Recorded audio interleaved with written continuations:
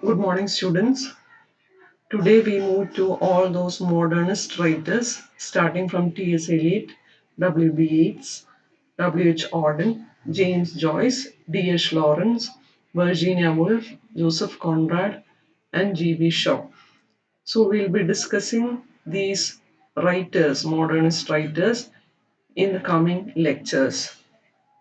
So starting with T.S. Eliot. T.S. Eliot is Thomas Stearns Eliot.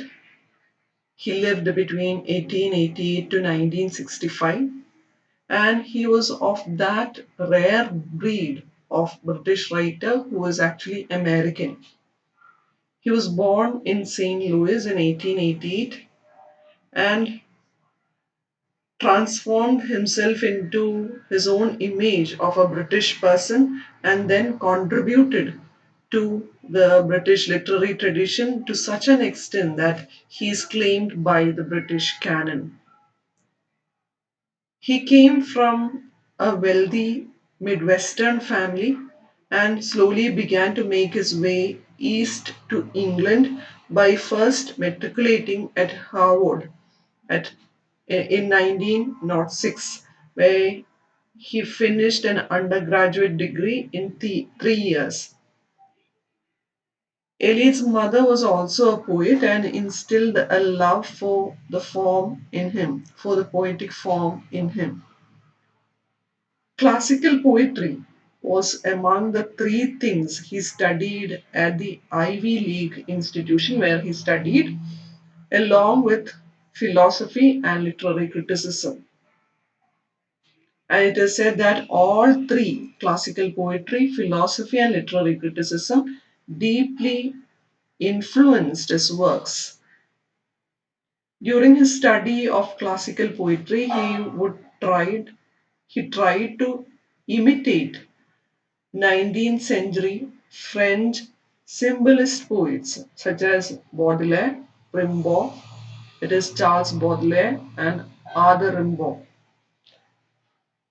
Eliot's modernist poetry can be considered as a combination of this French poets' use of precise symbolism and images presented dreamily and sensually, which was again combined with psychological detail and ironic detachment, which were the elements you see in French symbolist poems. And after a year at the Paris, at Sorbonne, there is this place known as Sorbonne in Paris, he returned to Harvard for postgraduate work in Sanskrit. That is why we see all those Sanskritic allusions, quotations in his famous work, his monumental work, The Wasteland. So he went back to Harvard to do post graduation in Sanskrit, and he then went back to Europe where he got stuck when World War One broke out. It is said that it was for the best because it was then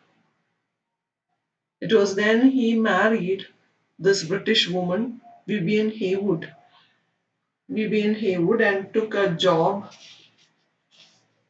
as an analyst of foreign documents at Lloyd's Bank in London. And he toiled there for around 10 years, which certainly contributed to the feelings of unease and dissatisfaction which we see is inherent in his poetry. And along with that, his unhappy marriage with Vivian Haywood, who actually, it is said that he actually spent years in and out of mental institutions.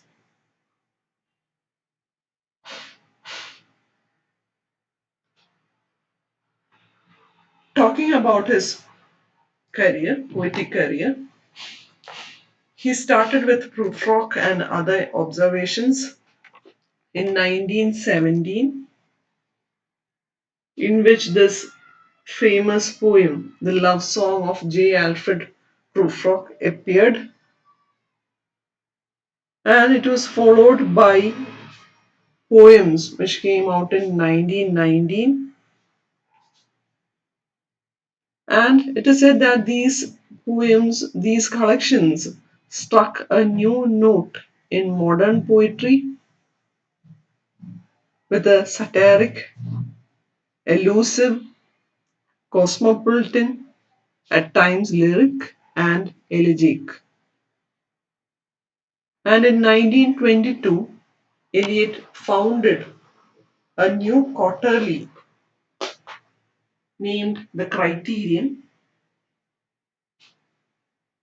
In the first issue appeared with much appreciation the Wasteland, which actually established him as a leading poet of his times, which brought out the voice of a disillusioned generation.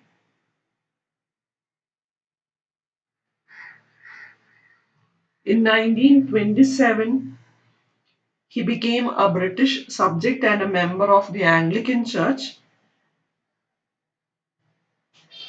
and his pilgrimage towards his own particular brand of high Anglicanism may be charted in his poetry through the Hollow Men, in which he talks about broken faith. There is this work, The Journey of the Magi, Ash Wednesday, four quartets,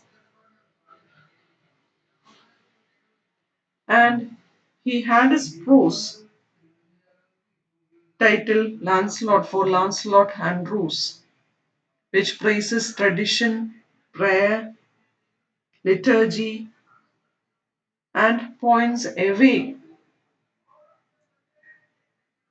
from personality towards hierarchy and community. And it is in its preface, he declares himself. This is a famous line. He declares himself as a classical in literature, a royalist in politics, and Anglo Catholic in religion. And this same preoccupation with tradition continued to express itself in his critical works too. And it was developed in part in this concept of dissociation of sensibility in 1921. Please remember, he was the person who developed this concept, dissociation of sensibility. And in 1930s, he began his attempt to revive poetic drama. His Sweeney Agnes, which came out in 1932, it is actually a satiric impression of the sterility of common man's life, which was followed by The Rock, later Murder in the Cathedral, The Family Reunion, and he had three comedies: The Cocktail Party, The Confidential Clerk, and The Elder Statesman. These last three were not so successful, and he had also one famous children's book which is titled Old Possum's Book of Practical Cats. And he was also influential as critic and poet. And in his combination of literary and social criticism, he is called the Matthew Arnold of the 20th century. And among his criticism include the Sacred Wood, essays on poetry and criticism, the use of poetry and the use of criticism, Elizabethan essays, the idea of a Christian society, noted towards the definition of culture, poetry and drama, on poetry and poets, etc.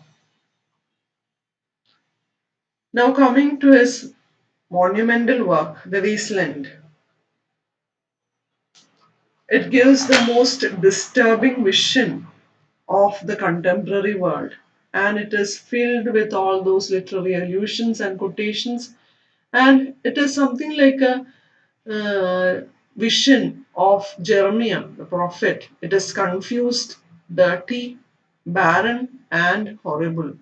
And the imagery it uses, it is deliberately unromantic. And subject is of course shocking. Even the matter and style both are shocking, and it actually presents a spiritually dry and materially littered place. So these are the lines, these fragments I have shod against my ruins. These are the lines from the Wasteland.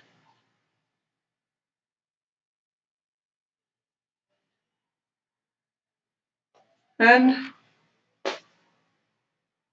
as I said earlier, he used free verse in his poetry. We know that this style had come to prominence in the later decades of the previous century in Europe and America. We have American poets like Walt Whitman who use free verse, and it was T.S. Eliot who challenged with the use of this new form of poetry. He used this new form of poetry to express the uncertainties of the age. He strongly maintained that he had no time for rhythm and meter. And it is said that there is no doubt that his poetry is difficult to read. A main cause of difficulty for the reader is that Eliot suppresses all direct connections between these images, and the reader has to work hard to build up meanings without any explanation from the poet. The reader actually he has to rebuild the fragments by an indirect process of association.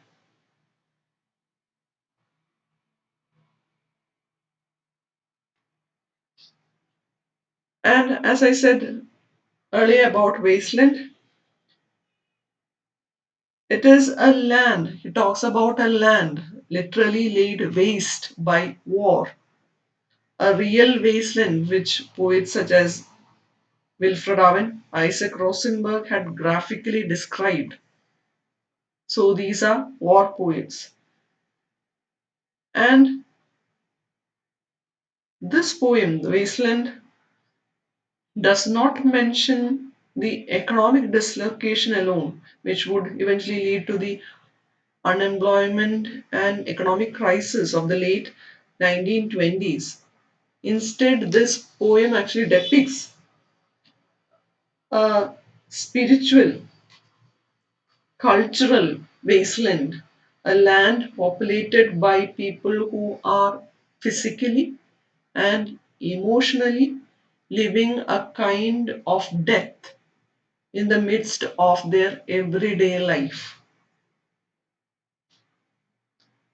Here, the people move across this desolate landscape of fragmented images. They do not relate to one another. We hear many different voices, and these different voices in the poem do not speak to each other but past each other, speak past each other. There is nothing like a uniting belief in one transcendent God. In this sense, this poem actually echoes the post Darwinian concerns of an unstable world. So, for many of T.S. Eliot's contemporaries, the whole poem was written in the accent of its times, an unmistakably 20th century, indeed post war poem which records the collapse in the values of Western civilization. The main examples of this collapse are sterile, unloving sexual relationships, cultural confusion, and spiritual desolation. And he sees the root of the modern world's unhappiness and alienation in the fact that the people are unable to bring together the different areas of their experience to make a complete whole. Their social, sexual, religious experiences are fragmentary and not unified. So that's about the wasteland. And the three principal qualities which characterize Eliot's work can be summarized as: first, his particular sense of the age in which he lived; second, his conviction that poetry becomes impersonalized by the tradition in which the poet works; and third, his use of quotations from and allusions to other poets' work for reference, his use of parody, irony, and a sense of continuing intertextual communication and community. So these are the famous lines from T.S. Eliot. He says, immature poets borrow, mature poets steal. He says, bad poets deface what they take, and good poets make it into something better or at least something different. So, this is about Eliot.